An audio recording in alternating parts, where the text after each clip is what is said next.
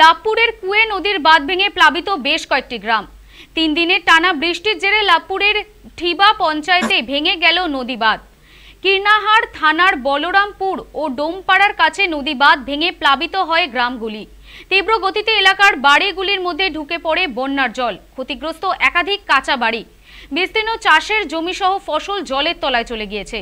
ইতিমধ্যে প্লাবিত এলাকার মানুষদের অন্যত্র নিরাপদ স্থানে সরানোর কাজ শুরু হয়ে গিয়েছে। তবে বৃষ্টি কমে গেলেও বাঁধ ভেঙে যাওয়ার ব্যাপক বিপত্তি এই এলাকা জুড়ে।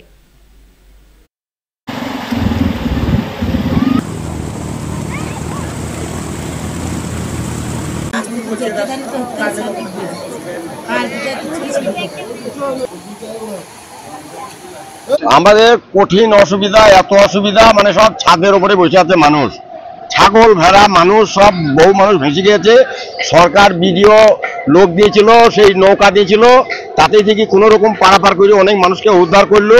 আমাদের গ্রাম বলরামপুর এখন জলের তলায়, আমাদের খুব কষ্টকর, মানে মালজুল সব ভেসে গেছে। কেউ ঘর থেকে মালজুল বাই করতে পারেনি, কোনো একটা কেউ কিছু বাই করতে পারেনি, সমস্ত মাল সব নষ্ট হয়ে গেছে আর ভেসে চলে গেছে।